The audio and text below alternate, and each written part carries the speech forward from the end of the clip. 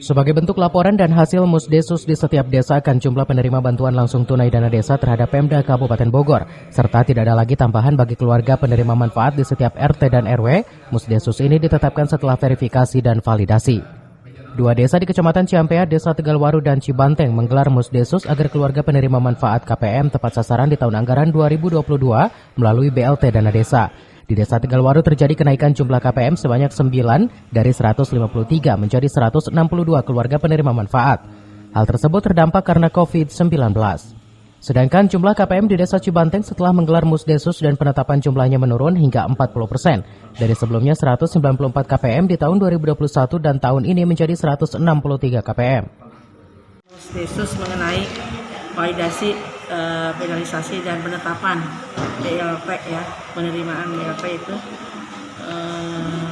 di Desa Tegalwaru dengan jumlah 162 KPM di tahun 2022 ini. Itu sudah ditetapkan 162. Sudah ditetapkan. Dari berapa RW? Ini kita dari 6 RW, 39 RW, 6 RW. Jadi kita diratakan semua, kita sesuai dengan database dari Pak RT semua masukkan di sana di tahun kemarin.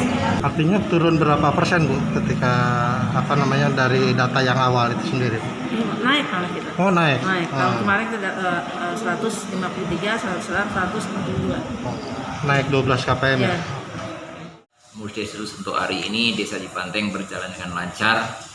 Ya tentunya sebelum dimusdesuskan BLT Dana Desa 2022 ini sudah sosialisasi duluan. Jadi fix untuk hari ini udah fix. Jadi nggak ada ibaratnya ada yang mengusulkan, ada yang tentang BLT Dana Desa ini ada pengurangan. Untuk tahun 2021 itu 194 KPM. 194 KPM.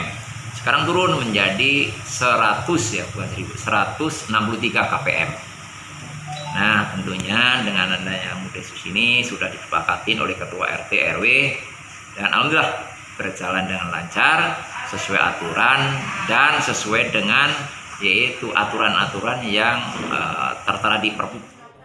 Pemerintah desa berharap agar para KPM tersebut memanfaatkan bantuan langsung tunai dana desa untuk membantu perekonomian keseharian, sehingga uang 300.000 ini benar-benar bagi kelangsungan hidup.